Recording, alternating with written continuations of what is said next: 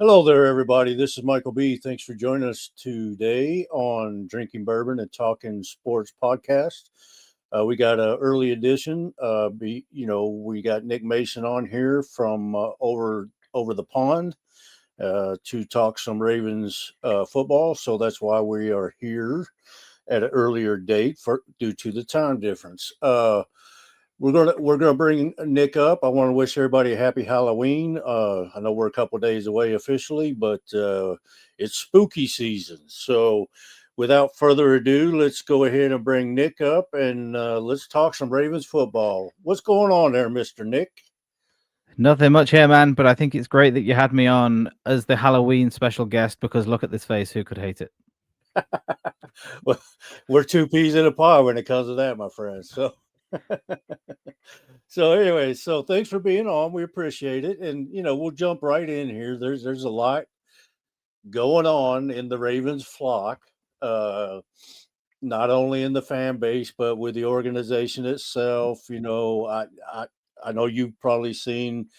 I posted, oh, we got to fire Harbaugh, we got to fire EDC, and blah blah blah, and I still feel that way. I just think that Eric DaCosta has missed too many times to build the proper roster around Lamar Jackson. He's hit on a few, but for the most part, he's missed on most. And then you go to the coaching staff, and I just don't see that they're really that good at developing the young talent that they do have here recently. That's not to say it's always been that way, but over the last few years or so, it definitely has. So, first thing, I wanted to talk a little bit about, the Bears and the Ravens game, and what's your take from that game? I mean, I saw that game. I saw the defense stepped up, played a whole lot better than what they have been, and that's building on what they did in the previous game. So and then Lamar, is coming back Thursday night. So tomorrow night, I guess, against the Dolphins. So give me your take on the Bears game first, and then we'll kind of go on and talk about what we expect for the rest of the season and what needs to be done. So give me your take on the Bears game, Nick. When you're walking into a game, you're 1-5.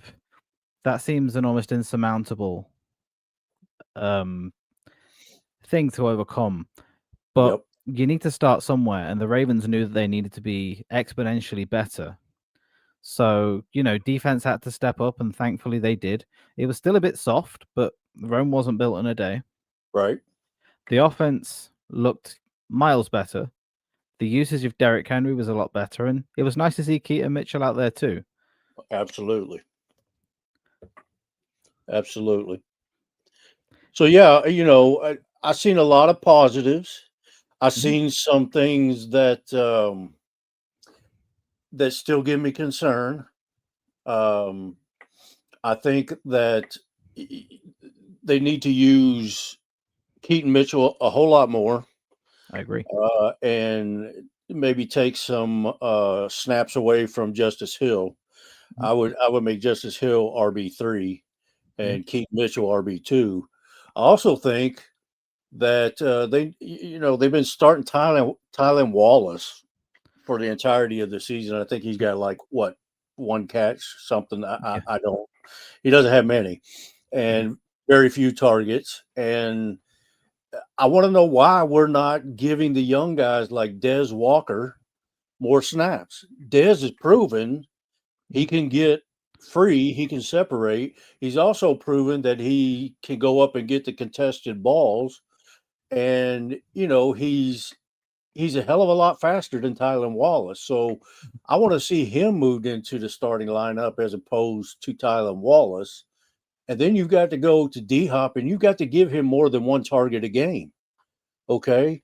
Uh, he's going to catch the ball no matter where you throw it at. He's going to catch the ball, and that's important with the way they've been playing. So, what do you think about that? I mean, do you agree with that, or you got a different take? What do you think?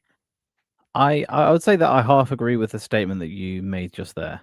I think in this game it was very important for the Ravens to get the offense going again. So Right. you go to your more trusted hands. You go to your Zay Flowers. You go to Rashad Bateman, and now DeAndre Hopkins. I agree with that statement that we need to see him more. We need to see more out of him. And I think when we get more out of these guys, when Lamar comes back Thursday, we'll Hmm. probably see some more of the younger guys slowly starting to get weaved in to this offense. It was more important about just getting down there, getting a win, because Hmm. we couldn't afford to take another loss. Yeah, I can agree with that. I think I feel like we can trust Des Walker to take those reps from Tylen Wallace for sure. And I know we could trust D Hop to, give us more snaps than what he's getting.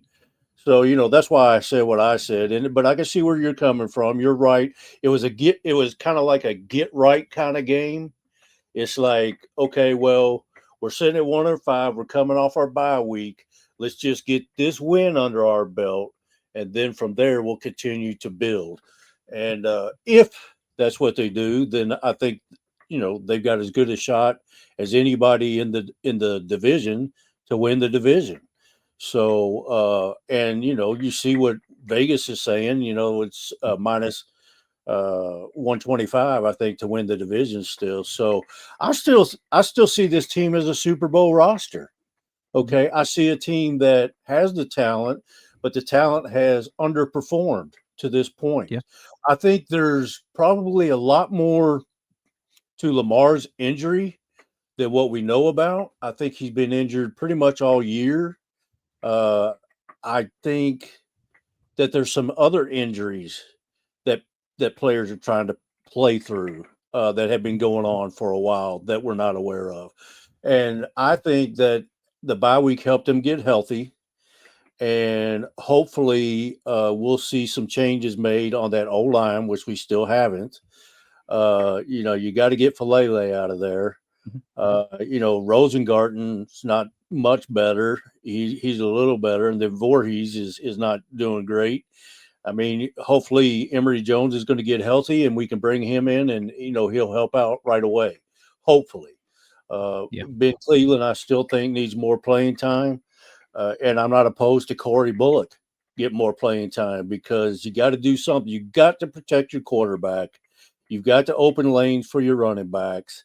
Of course, Lamar Jackson is an automatic lane opener Yeah. basically for the running backs. And you got to give it that 1-2 punch. You can't put all the work on Derrick Henry and then expect him to be, still healthy at the end of the year. So I think you do it one of two ways. You either run Keaton Mitchell as RB1 and then bring in a fresh Derrick Henry to beat them down, or vice versa. You beat them down and then bring in a fresh Keaton Mitchell. That seems more viable. That, yeah. Yes, yes, and Yeah. I agree. So, I kind of, when I posted on Twitter, I kind of said it backwards. I said it, I think you start with Keaton Mitchell, but I agree. You want to pound them down, and then you want to wear them out by bringing the speed in. But I do think they got to put more emphasis on the running game, especially with Lamar's injury, uh, to get to stack some wins in that W column there. So what do you think? I mean, is it what do you think? Do they need to give more? They need to focus more on the running game, or what's your thoughts?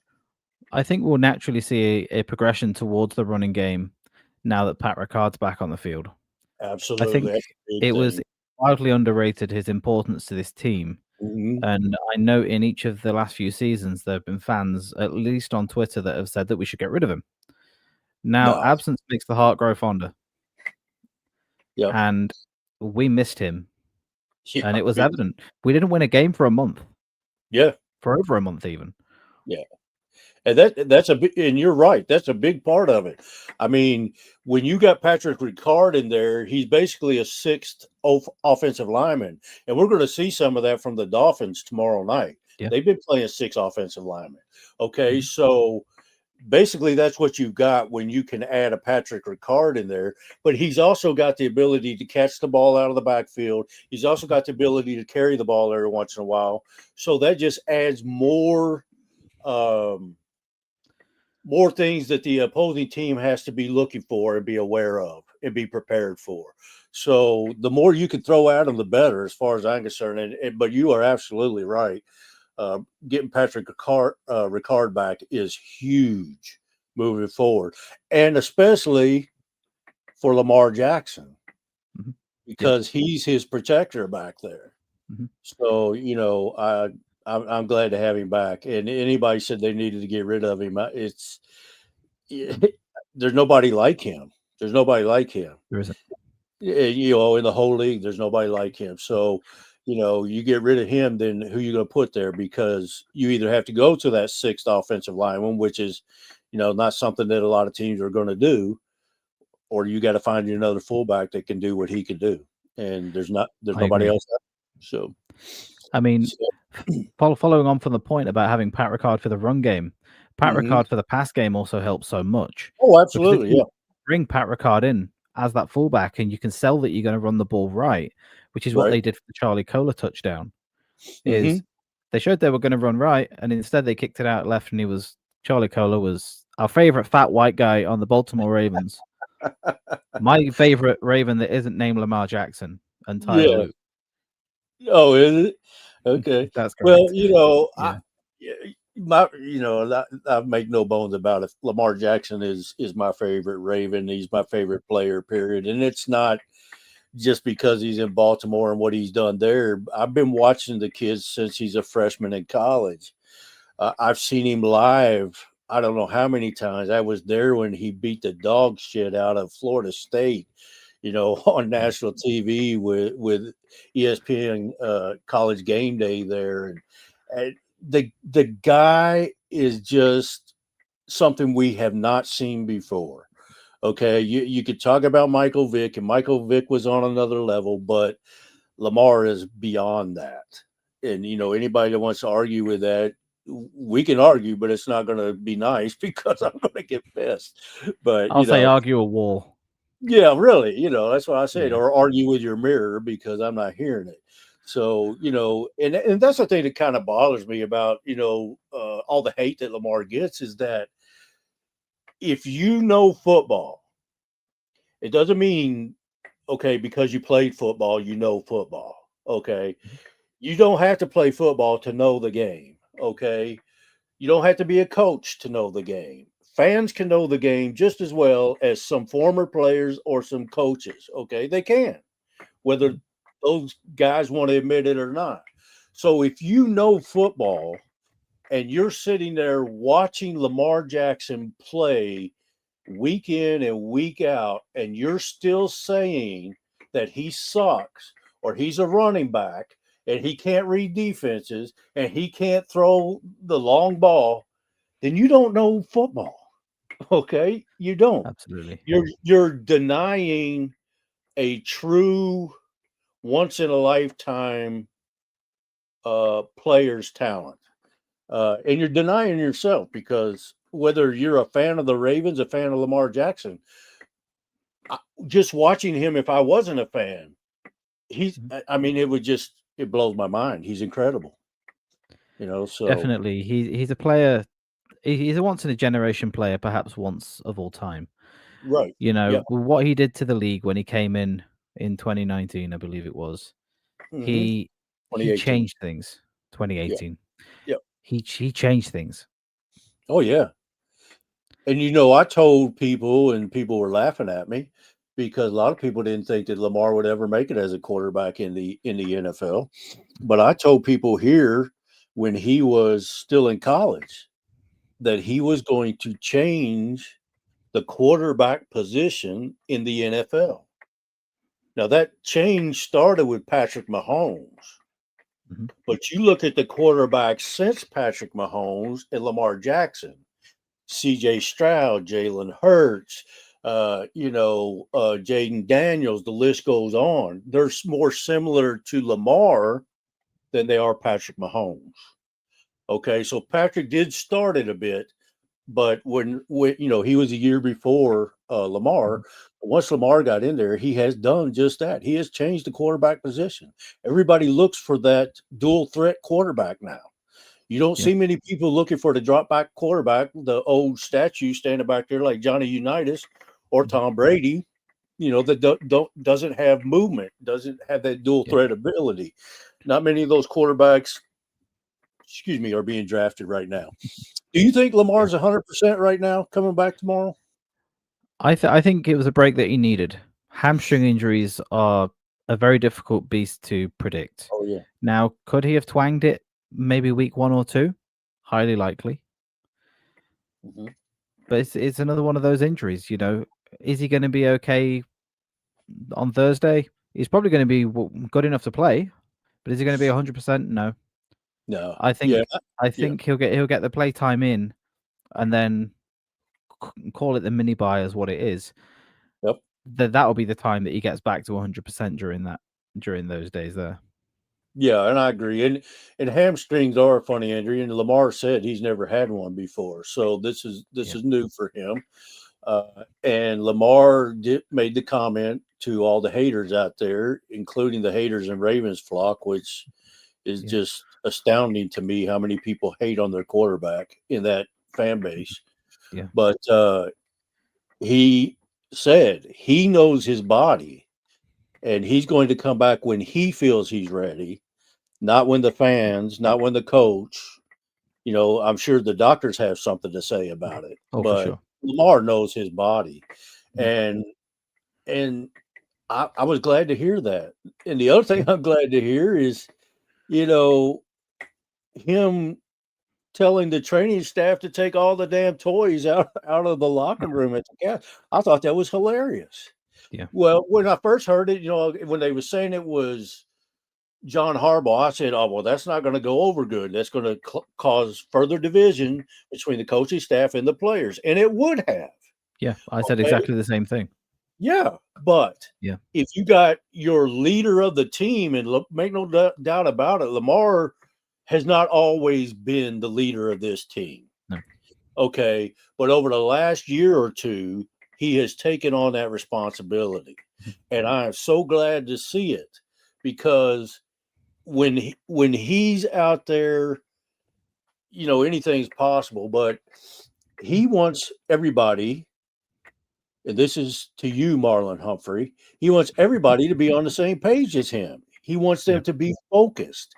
And in there playing video games and playing ping pong and shooting pool and watching Sports Center and all that shit, when you should be in the training room, the weight room, Mhm. or the film room, he's not going to put up with it anymore. So I was, once I found out that he did it, I was like, man, that's Yeah. that's awesome. That is your captain. That is the Yeah. leader of your team. It wasn't Mhm. the veterans got together. It was Lamar Jackson. Mhm. And like he said, if we could have, I'd have taken the damn TVs out too, but they're attached to Yeah. the walls, I'm sure. So it'd been a little more Mhm. work. So just turn them off Yeah.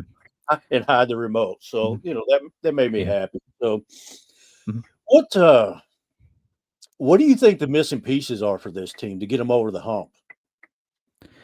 See, I'm happy now just to feed back onto the previous points that kind of melds into this one. Mhm. Is that there is a Lamar Jackson has taken that role on now that he is enforcing the standards. Right.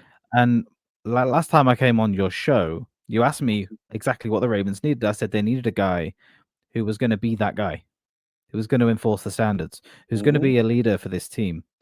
And now Lamar's doing that. And I Right. think if it's him, people are going to listen more because he's your QB1. Now, brilliant. That's the main thing the Ravens need. Now, when you're winning, these little distractions can be papered over because Mhm. you're Mhm. winning, and that's the currency in football and in sport in general. Right. Yeah, and I agree. I think I would like to see them make some moves Mhm. on the offensive line and with the pass rush. I, and people keep saying, well, they're going to do this. Well, the trade deadline is coming pretty quick now. It's next Tuesday is the Mhm. deadline. So, Yep. if they're going to make those moves, they should have already done it, in my view. And I think bringing Carl Lawson is going to be a big help. I think he can contribute. I think he can help with that pass rush. But the biggest key to what I saw Sunday and what I think we're going to see moving forward is, bringing in a low high Gilman, Mhm. because he now allows you to put Kyle Hamilton in the box, and more times than not, because although they were doing that before Gilman, they were able to do it 61 to 68% of the time, depending on who you listen to. Yeah. It's either 61% or 68% of the time in that game Sunday against the Bears, and you could see the difference that it made. Mhm. Okay, without Gilman, you're not able to do that. Okay, Yeah. as often. So Mhm. I think that's a big plus and a big. I'm going to give EDC his props for that. Yep. Because that it makes a big difference. Mhm. Uh, I've been very critical of Eric DaCosta. I've been very critical of John Harbaugh, and my feelings have not changed on that. But that was a big move to bring Gilman in, even though most fans were like, "What the hell are you doing?" Okay, but like I said, it's allowed them to do things because of the personnel that they have. They don't have the edge rushers. They don't have the run stoppers, because you got Matabike and you got Washington both out, and now you got uh, Tavius Robinson out, and so it's they don't have what they usually have. So all they got is Kyle Mhm. Van Noy on the edge. You're bringing in Carl Lawson, so hopefully he'll help, and then you bring in Kyle Hamilton from the box and to put the pressure on the QB, and you seen what happens. You saw the results. Yeah. So I We're think we're going already forward, bearing the fruit of that labor. yeah, yeah. So you It was know, a great move. yeah, it was an under the radar move, I Yeah. think. Okay, and a lot of people, like I said, when they made that move at first, it was like, what the hell? We need a pass rusher. We need a lineman. Okay, well, yeah, but in the meantime, you take what you've got and you add that one piece to it to bring it to another level. And I think that's what they've done. And I thank God for that, because I think we were doomed had they not made at least that move, Yeah. looking at it now. Um, so my next question to you, you're right. I asked you that last week. You're saying basically the same thing. So do you, and like I said, we're hearing, oh, they're going to make this move, they're going to do this, they're going to do that. You got Mhm. Kayvon Thibodeau out there, you've got Quentin Williams out there, you've got and Trey Hendrickson's probably available. All those players are available. So, do you think they will, or Eric DaCosta will, make a move before the deadline to help in that pass rush? I think any moves that will be made after the game. I mean, it makes more cap Yeah, sense to do that. yeah, after So Thursday. Well, yeah, because that yeah, gives him time to bring that player in and yep, get him some reps in practice and get him acclimated to their scheme and things. So, yeah, that would make more yep. sense. And like you said So earlier, that also is like perfect for Lamar, because he's going to play tomorrow, and I don't think he's 100%, but that gives him 10 days where he can yeah, rest up before the mhm, next game and be 100, get out there as close to 100% as he can. So, yeah. I see it more likely that the Ravens will make the move at DT first and foremost. yeah, Maybe Sexy Dexy comes in, but I feel like a I match think made in heaven would be uh, Kevin Zeitler coming back to Baltimore. I think that was a huge mistake letting him walk. I I agree. really do. And I would love to see him come back. I don't, and I've seen on Twitter and stuff that he may be available. He's a name to watch with the Ravens and stuff, and that's all fine and well. But the other team's got to be willing to make that move, and Indeed. I don't know. We'll see. I mean, I would love to have him back. He definitely fills that role that you need him to fill in for Falele, Yeah. and then we're talking. Then we're talking a different Ravens team, a different Yes. offensive line, basically. So I think he's still got it, even though he's been around the league for a while. But he's still very serviceable, and I'd love to see him come back. And you mentioned Sexy Dexy, and I'd love to have that dude, man, or even Jeffrey Simmons from Tennessee, even though they keep saying that they're not giving him up. Teams will do things that they say they're not going to do and still do them. So we'll Yeah. see. But I think I'm kind of feeling like they're going to make a move there. Either a run stopper or a pass rusher, or kind of a combo. But we'll see. I mean, Yeah. I think at this point we're going to be okay, like we are, provided that they keep playing the way that they did Sunday against the Bears. So the key here, and from what I've heard, is Zach Orr is hearing from former Ravens players, please keep doing what you're doing, what you did Yeah. Sunday. Don't go back to what you were doing before. So hopefully he's listening to them. Hopefully, since he's got the ear of Dean Pease, hopefully he's saying the same damn thing. And hopefully Chuck Pagano's telling him that. And if all the other players like a Ray Lewis, Terrell Suggs, and those guys are telling him that, and Ed Reed, then you better be doing it, because those guys are Hall of Famers. Okay. They played Yeah. the game. They know what the hell they're talking about. So anyways, what else do you think it's going to take? I mean, is that it? Is that all it's going to take to push them over the hump to get them into the playoff picture and win the division, or what else do you think they need to do, if anything? The leadership is number one. Number two is getting the right trades in, but number Mhm. three is sheer grit and determination. Yep. That's what it's going to take for this team. There's nothing else you can do. There's no scheme in the world. The Ravens have literally got to get gritty now. They've got to play to win. Forget must win, just win Yeah. every Yeah. game. Right. Yeah. In reality, they're all must wins at this point, Mhm. every game. Okay. Now, do I think that they're going to run the table? I think they've got the ability to run the table because of the schedule, but you got some tough games coming up, not in this next 4 or 5, but past that, you've got the Packers Yeah, and you got the Patriots. And those guys are not going to be pushovers by any stretch of the imagination. I love what Mike Vrabel is doing in New England. I mean, Mhm. he's just completely turned that team around. And Green Bay, I said at the beginning of the year that they could very well be in the Super Bowl, and I did pick them to win the NFC North. So their defense is not playing as well as it has in the past. But I tell you what, Jordan Love's on it right now. He's on it. So those two will be tough games. So here's I'm kind of looking at 10-7 yeah, and beating the Steelers at least once, if not twice.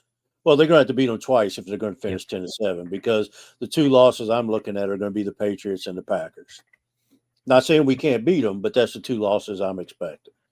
But I expect them to run the table in the division from here on out, and because the Steelers are frauds. Okay, I agree. their defense is horrible. I mean, And they're still trying out former Ravens secondary members that didn't make it. That yeah, should tell you how bad they are. yeah, I know, and the thing is, you talk about that, and the former players, that these teams are bringing in, they come in and they ball out for the new team.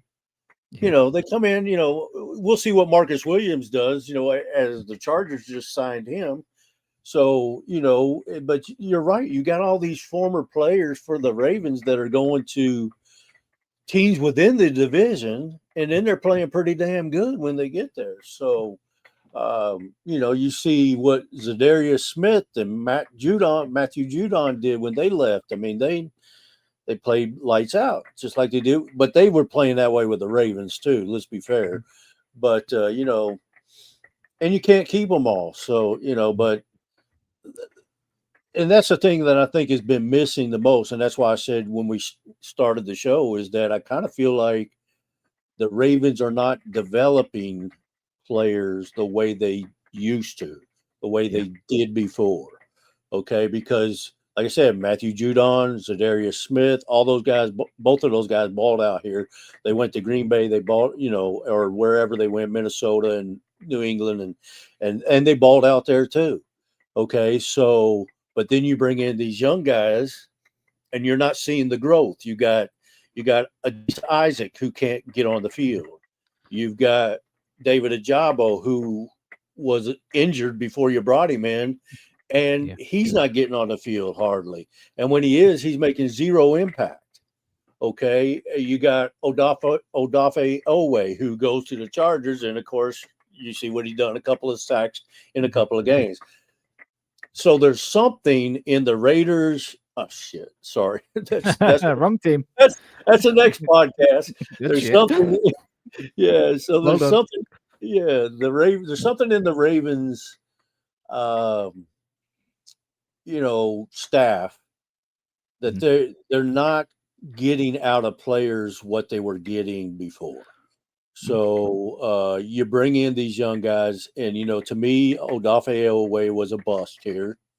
Um, Not a complete bust, but he wasn't going to help you win. He was serviceable, but he's not going to help you get over the hump. Okay, David Ajabo to this point, you know, what can you say? Adisa Isaac, you don't know. He's been injured. So you bring in these pass rushers and you're not developing them. Yeah. You can have DBs, cornerbacks, and safeties all day long, and linebackers, which they haven't been doing a very great job there either. I do like Teddy Buchanan, and I love Jay Higgins, and I wish they would give him some more time. He Trenton punched the Simpson, ball out on special teams. yeah, yeah, and Trenton Simpson's playing better. Yeah. He's still not quite where he should be, being in his third year. I think that Um, position's still up for grabs.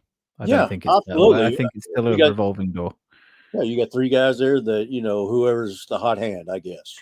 Yeah. So I just don't see the development in the draft picks that we were seeing prior. Like I don't know if it was if you can go take it all the way back to 2018 before Acosta came on the scene in 2019. You know, Acosta, I said DeCosta. He's been in the organization. This is, I think, his 30th year. He Yeah. trained under, he tutelaged under Ozzie Newsome, who's an Ozzie didn't hit on every player either. You're never No, going to hit on every player, but you no should be GM able. in history has. What's that? No GM in history has hit on everybody. Oh hell no! But if you can get 40%, Mhm. 45%, 50%, that's all anyone can ask. But I posted a while back about every draft class that Eric DaCosta has drafted since he took over in 2019. And of those, and these are my calculations and my views of who's a bust and who's not, and who's a hit and who. Okay, in my view, he's hit on about 27%, Mhm. which is not good enough. Okay, about 80% of the players that he has drafted, and these I say about for all of you that's trying to nail me down out there with actual figures. I'm not going to be, sports track and go do all this shit, put numbers together. I'm saying about, and this is based off of my thoughts and my feelings and what I know they've done and what I know about the game. So about 80% of the players that he has drafted are no longer on the roster. Okay, there and of that, probably about 50% of those players are no longer in the league. Mhm. So you're missing a lot. Okay, so either you don't know the talent, or your scouts aren't doing their job, or your training staff and your coaching staff is not able to develop talent. And I think it's a combination of all three of those. What do you think? I think ultimately maybe the coaching, Okay. because we've seen the scouting department do incredible things. Just look at the undrafted free agency class. That'll be enough to tell you that it isn't on them. These Hmm. guys find gems all the time. Hmm. So coaching, it could be a bit better. We know that, and that's what's led us to this position that we're in now is poor coaching. Right. So, and to further on the point, Eric DaCosta made the picks, but he didn't make the players play. And Yeah. ultimately, when you're picked and you come into the team, some players just can't hack it. Now, maybe they need to robustify their the way that they look at talent. Maybe that's something they can do. But I wouldn't necessarily pin all the misses on EDC when you're drafting potential, and that's Hmm. always a thing in the NFL. Oh yeah. I mean, heck, Ryan Leaf got drafted. Yeah. So did Johnny Manziel, and Yeah, so the list goes on. You're right. yeah, So yeah, and I agree. I probably put most of the blame on the coaches. However, I'm gonna stick with I think it's all at all three levels. I think. Um, I mean, like you said, DaCosta's not playing for these guys. He's drafting them. He's giving them to Harbaugh and the staff, and it's up to them to build these guys. Okay, it's just like me mhm, when I was in the military. I was a drill instructor. Okay, yeah, and my job was to mold individuals into one team. yeah, And coaches in the NFL and in football in general have to do the same thing. mhm, And when you have in like you do in football, 22 different guys, yeah, 22 different personalities, mhm, 22 different ways of thinking, it's not easy to do. And to this point, they've been pretty good at it until the last yeah, few years. And the same mhm, when I was in the military, I would have to take 60 guys from all different parts of the country and with all different kinds of backgrounds and all different kinds of ways of thinking and personalities. And I would have to become their mother, their father, their sister, their brother, their girlfriend, every damn thing, and yep, make them think as one. mhm, And if you can do that, now we're talking. yep, And the Ravens have been able to do that in the past. mhm, Uh, but I don't think they're doing a good job of it right now over the last year or two. So I think that gives me more reason to think that it's time for Harbaugh to move on. I think it's mhm, time. You everybody reaches a point in their life or in their career that I'm just not as good as I once was. If you're yeah. familiar with the old Toby Keith song. I was about to reference Toby Keith, so I'm happy that you did. Yeah, yeah. But I'm as So good once as I ever was. yeah, right. So Yeah. that happened to me this year. I mean, Mhm, I retired back in March, and I was like, I've been in this business for 42 years, yeah. Let's and start a podcast. yeah, I just Yeah. yeah, it's like I like podcasting better than I do working now. So Yeah. I may not be good at either damn one, but Mhm. here we are. We got quite a few followers. This is most followers I've ever had. Looking at the numbers here. So thank you to all of you. I really appreciate that. It means a lot. It means we're doing something right. Of course, they're all here for you, Mister Sexy. So Well, is there somebody behind me? I mean, yeah, I know there's a nice Ravens flag behind me that they yeah, gave yeah, me yeah. at the Oh watch yeah, along. I see it. But yeah, I Yeah. mean, I don't see anybody else. You might need to go back to the opticians, my friend. Yeah, You maybe, cannot see maybe. shit. Let me ask you this. I think we've talked pretty much ad nauseum about the Ravens and what we think, and kind of we touched on a lot of things that we touched on last time too. Who's the team to beat in the AFC North? Is it the Steelers? Who's the team you think is, it's a down year in the North for sure. But so who do you think is the team to beat? I think there are only two teams that are actually viable. I mean, at least right now in the North, and that's us and the Steelers. Yeah, If you and look at the Bengals, they're a dumpster fire. The Cleveland Browns are the Cleveland Browns, and you've got us that are on the come up, and then you've got the fraud Steelers. yeah, and that's So, kind of how I feel. I feel like here's kind of what I'm thinking. Okay, I do think that the Ravens are going to come back and win the division. Okay, mhm, I do think that. But here's kind of what I'm thinking is the team that turns around their defense, mhm. that their defense has the bigger impact, is going to be the team to win Yeah. the division. That's between the Steelers and the Ravens. And from what I've seen so far, and I think you will agree with this, what I've seen so far, the Ravens over the last couple of games have seemed to be that team. I haven't seen that out of the Steelers. Of course, it's still early. We still have, 10 games to go. But I think that I do think the team that their defense turns around will be the team to beat. And right now, it looks like the Ravens. Mhm. So, I ultimately think that Thursday night will be another yardstick for this team. yeah, yeah. It's another. I mean, the Chicago Bears weren't a terrible team. They were on a 4-game winning streak. Hmm. So the fact that we got over them is a big thing. But now we can't be complacent. We've got to go on a short week to Miami. Yeah. And I kind of think that goes back to what we talked about earlier in the podcast when we talked about Lamar Jackson having all the toys removed.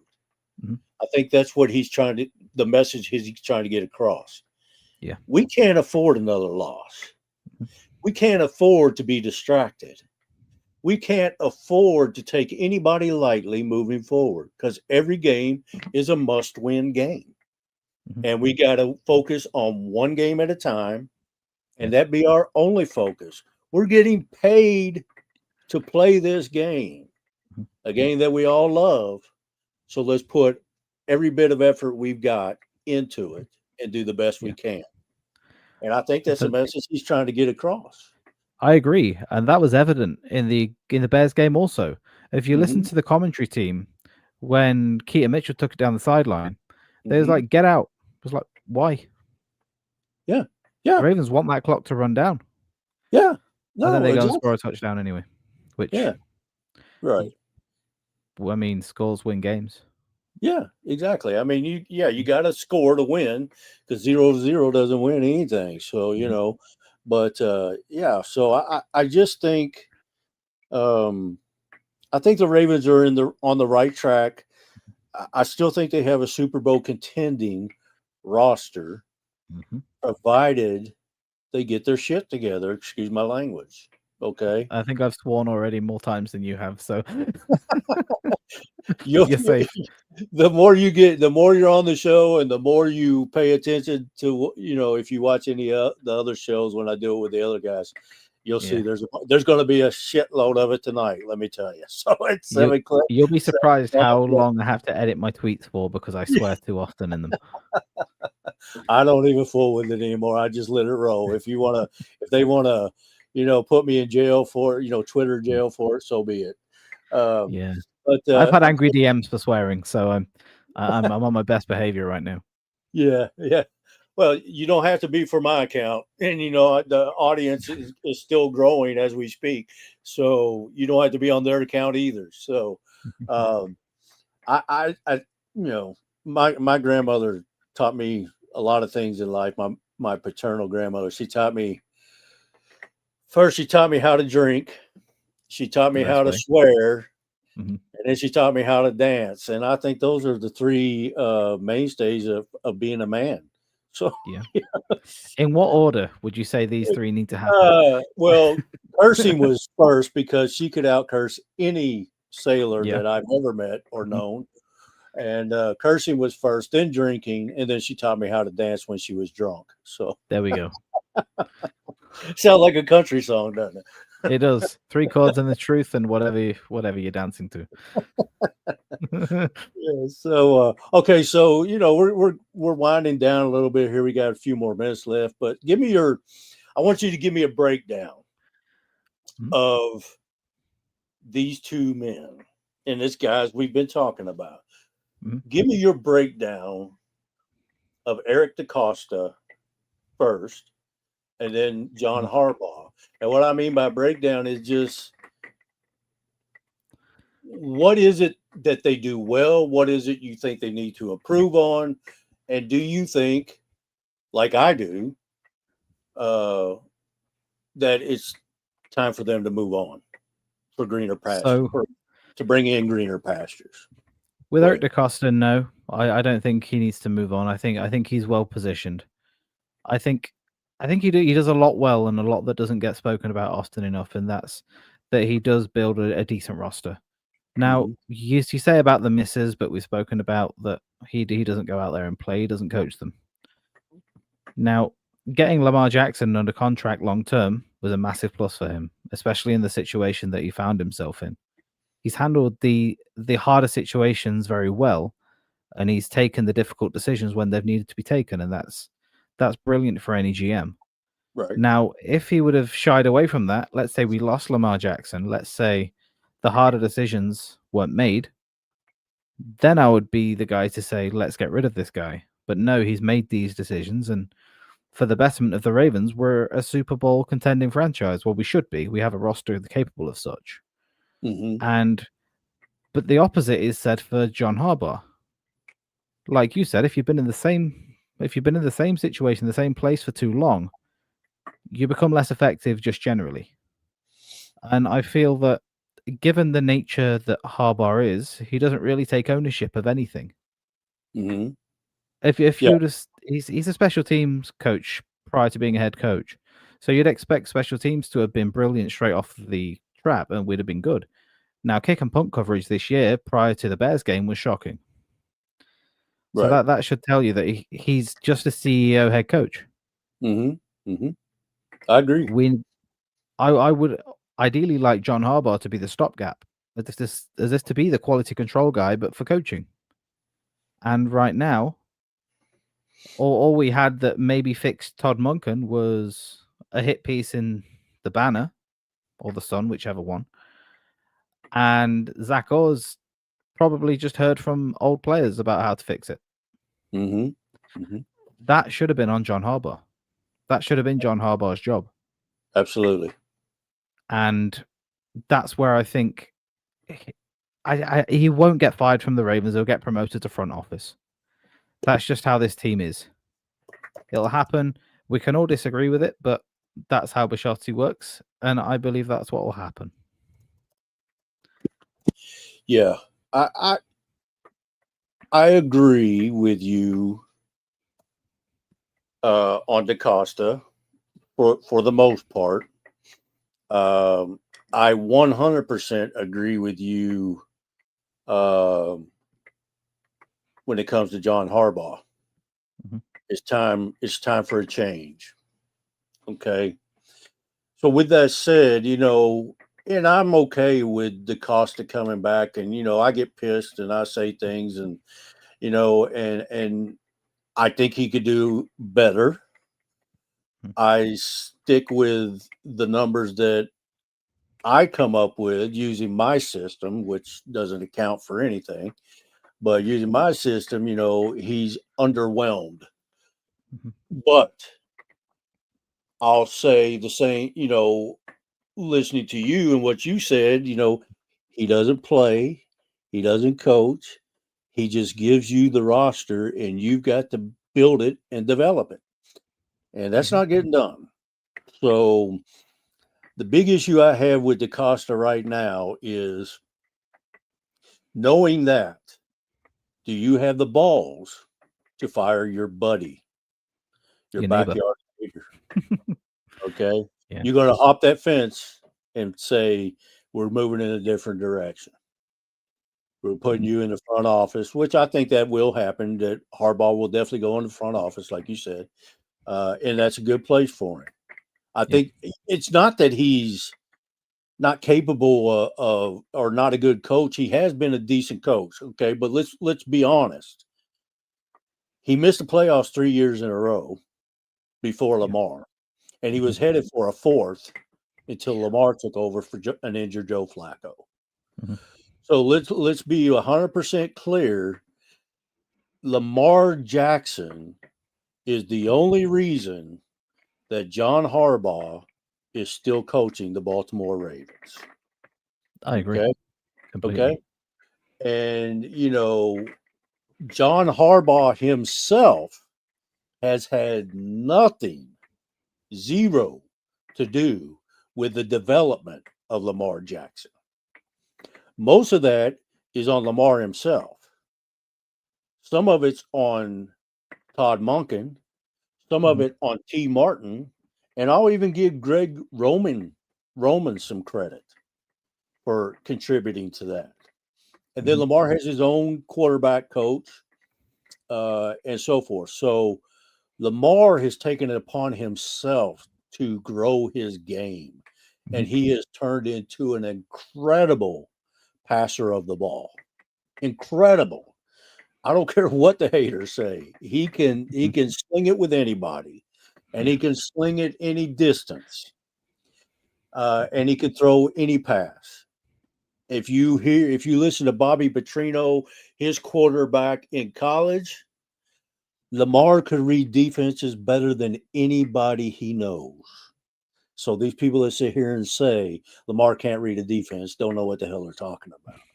I Okay, agree and completely. so with that said, what we've talked about today, how we feel about Eric DaCosta moving forward, John Harbaugh moving forward, the team as it sits right now, the team moving forward the rest of the season. Lamar Mhm. Jackson is a $74.5 million cap hit next year on this Mhm. team. Should he sign an extension? Because if he doesn't, the Ravens are screwed. Yep. They've got to trade him. Mhm. Okay, so what do you think? Should Lamar sign an extension and stay with the Ravens, or should he say, hey, I've taken this organization as far as I can. I want to try something different. What do you think? I think an extension is probably more likely than not. Yeah, I agree. I think so too. But Mhm. that's not the question. The question is, do you think he should sign the extension? I think that'll be a discussion that would have to be had at the end of the season, similar to how we signed him on the extension originally. Yeah, Now, I can agree with that. Lamar would ultimately want to be looped in to whatever's going to happen, which is fair. Hmm. And if he can be kept happy, which you say player power is not good, but it's the way of the times. It's always been this way. I hate to break it to everybody listening. Player power has always been a thing. It's just been less reported as such. All right. And if we keep him happy, he'll sign that deal, and Hmm. he'll get a lot of money. Oh yeah, he'll be the highest paid player in football again Yeah. Mhm. at some point next year. Yeah. Okay, so I Mhm. mean, there's no two ways around that.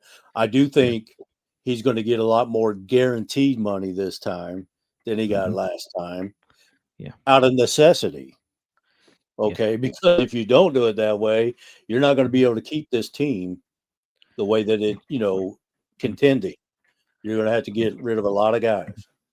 Yeah. So I think he will, and Yeah. I'll agree with you. We need to wait till the end of the season, see how it all plays out Mhm. before I will say he should. Yeah. But Yeah. I think also Lamar would want to know what are they going to do about the O line, Oh yeah. because he doesn't want to be playing a game behind the grass cutting experiment that is Daniel Falele. That man has watched so much grass in the last few weeks. Yeah, I made that comment yesterday about he's on his ass more than anything. So, Yeah.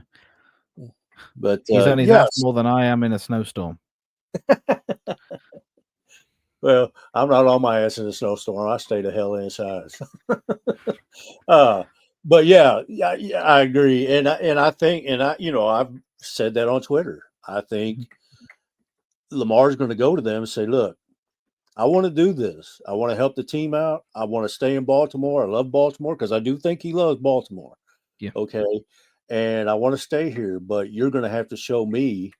You're Mhm. going to have to show me and not tell me what Yeah. you're going to do. Mhm. So I'm not signing that extension Yeah. until right before the season starts, Mhm. just like I did last time. Yeah.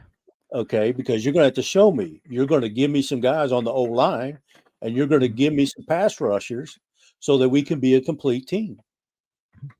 We've got talent across the number ones everywhere. Yeah. Not Falele and Mhm. not Voorhees and Mhm. maybe Yeah. Rosengarten, but you've got the talent.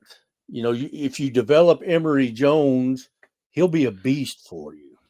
Yeah. Okay, I say give Carson Vincent some damn playing time. You know, that's how they develop. Yeah. Yeah, getting reps in practice is great, but they've got to play in games too. Okay, Yeah. give your young guys some play. Give them some snaps. Uh, that goes back to the same thing we talked about with Des Walker. Give him some more snaps. Okay, Mhm. he's not going to get better sitting on the bench or being inactive on game day. Yeah. Mhm. Okay, so Yeah. I know we're in. You've already lost 5 games and you've only won Yeah. 2. So Mhm. really, they can't be any worse than what we've already been. So, give them some playing time. And I think doing that is about the only thing, in my view, that should or could save John Harbaugh's job. Yeah. I don't think Harbaugh needs to be back no matter how this, even if they win the Super Bowl. Yeah. Okay. I think the Mhm. smart thing for him to do. I mean, I made the comment about him arguing with the fans and all that stuff, and you said you're glad to see the fire. And I, Yeah. I agree. I'm glad to see some fire too. But that's not Mhm. who he should be directing it at. No. No, he should be directing it at his team. Mhm. Okay.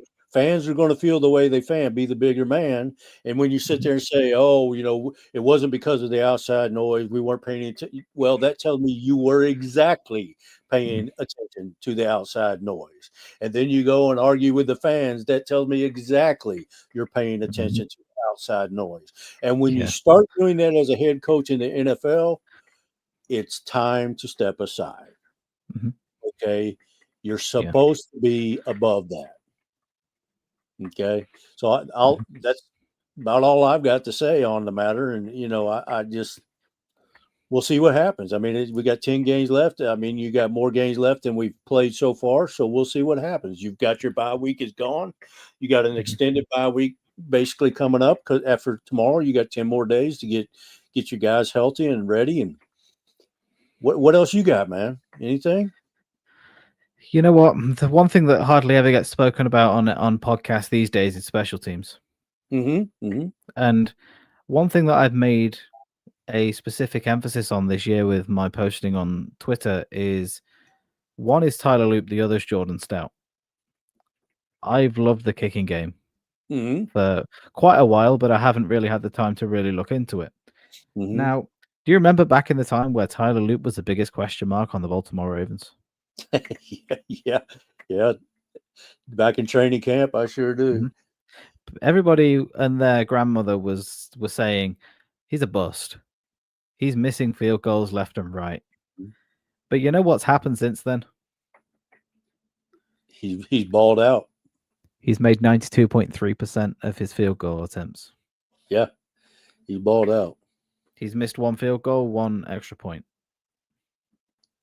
That's pretty damn good. Yeah, that is. I mean, Mhm. and that's the thing that we've been talking about the whole podcast. Yeah. Developing Mhm. your players. Yeah. They've been working with him. He's been taking Mhm. reps in practice. He's been getting snaps in the game. He's Mhm. getting, practice in the game, kicking good field goals and extra points. That's how you develop your talent. Mhm. And, so you've got to play the young guys and give them a chance. And that is one success Yep. uh, right there. I agree Mhm. with you 100%. And then you mentioned Jordan Stout. Yep. I think Jordan Stout is head and shoulders improved over last year. Oh, Okay, absolutely. he's really, I think he's or he was last week, I think, leading the league in net yards Yep. on punts. Mhm. So yeah, I agree with you. Special teams is a big thing in this game. I mean, you Yeah. hear coaches say it all the time. Well, it takes all three phases, but rarely Mhm. do the special teams get any credit or get Yeah. any airplay. Like you said, you don't hear Mhm. about it on podcasts. You don't really hear about it on the media, ESPN, Yeah. NFL Network, all that. You don't really hear Mhm. it there either. So, Mhm. uh, kudos to you for bringing that up. I appreciate that. So they definitely deserve some credit. I Absolutely. like Tyler Loop, especially, if you're hitting at a 92% clip in the Mhm. NFL on field goals, that's pretty much going to lead the damn NFL or be damn close. Yeah. Okay. So, Mhm. The historic average in the NFL is only 70%. yeah. Yeah. So, So I it mean, just shows you. he had big shoes to fill. Yeah. Oh, yeah. Okay. He had big shoes to fill, and Mhm. he's filling into them. He's filling Yeah. into them. He's, I Mhm. like Tyler Loop a lot. Yeah. And I think we're going to be all right with him. And Jordan Mhm. Stout, I think, like I said, he's Equally big definitely, shoes to fill. yeah, he's, Mm. so, with that said, if those guys can improve, Mhm. why are the rest of the guys not improving? Why are we not seeing the same improvement, with David Ajabo? Is he still, lingering? Is it still a problem with his lingering injury? Uh, so there's still a lot to be determined, a lot to play out, and we'll see. But yeah, Indeed. indeed. Well, my Indeed. friend, I appreciate you, sir. Thank you for joining me again. And you're still the best looking guy on this podcast. So I appreciate you making me look good. And I want to thank Wait a all. minute. Wait a minute. You caught that, That didn't wasn't a compliment. you? You caught that. So, no, I just, I'm kidding. So, yeah, and I appreciate it. We're going to do this again. For sure. Uh, we'll see after Thursday what we're looking at then, and I'll kind of want to let next week play out a little bit till For after sure. the trade deadline and see if they're Mhm. going to make any moves, and if they do, who they are, and what that means and stuff. And we'll talk a little bit about that next time if that's the case. So, thanks Okay. again. I know well, it's only like 8 o'clock over there now, right? Yeah, we get daylight savings about a week before you guys do, so I've been Okay. enjoying the extra hour that I've been getting on my day, which is nice. Yeah, I always like falling, what we call, I don't know how you all say it, but when the time goes back, we call Mhm. falling back because it falls back in Yeah. the fall and Spring spring forward. forward moves forward Yeah. in the spring. I always like the falling back better because it gives me that extra hour of sleep. Of course, now I'm Mhm. sleeping as long as I want, but Yeah. Mm. yeah. So, anyways, Nick, I appreciate you, sir. I appreciate your input and your thoughts on everything pertaining to the Ravens, and hopefully you'll be able to get over here soon to watch a game in person. And if you do, let me know, and I'll meet up with you, and we'll throw some back at a local pub somewhere in Baltimore, my friend, because I've been needing a drink or two here lately. I've, That I've sounds you like know it'll be a messy night. what's that? That sounds like it'll be a very messy night indeed. Oh yeah, I've been known to have a few of those. So, but Yeah. I haven't been drinking the bourbon as much as I had. I named the podcast "Drinkin Bourbon" because I love bourbon, but I've been Yeah. cutting back on it since I've been retired, trying to lose a little weight and try to stay in shape in case there's one of those honeys that wants to knock on my door one day and say, "Hey, I'm here for you, baby." So, I'm not getting my hopes up, but anyways, all right. Thanks again, Same Nick. here. I appreciate you, sir. We'll keep in touch, and we'll Sure. touch base after tomorrow night and see when we want to do this next, so that we could talk about the next happenings that's going on and where the Ravens are and where we think they're headed. So, thank you to everybody for joining us tonight. We appreciate it. And again, we give our thanks to Nick Mason, British_Raven19 on Twitter. The man is a legend. He's bringing class to the podcast. Woo! I I'm a appreciate poet. that. Poet, and you didn't know it. Yeah, yes, I do, and now so do you. All right, Nick. Enough of that. I'm getting goofy now, so hey, you All take right. us light here. But anyways, yes, thank you, sir. I appreciate you, and we'll see you next time. Thank you for having me. All right, buddy. Have a good one. All right, everybody. That was Nick Mason at British_Raven19 on Twitter. We want to thank him for taking the time out of his evening over in Europe to talk Ravens football with us. He's got a lot of good insight, um, and we love having him on the show. So we hope you enjoyed it. I want to thank all of the viewers tonight or today. Don't forget, we have another one coming up at 7 o'clock. That one will be Las Vegas Raiders focused. And we really, really appreciate you guys. The numbers keep growing, which I hadn't seen for a while, but the last few they keep growing, and thank you. I appreciate you. I appreciate the fact that you all are giving us a little bit of your time to talk football with you. And if anybody's got any comments or if they want to ask any questions or if you want to be on the pod, I'm open to everybody. So just let me know and we'll get you on. So until then, I just want to say thank you. Have a good evening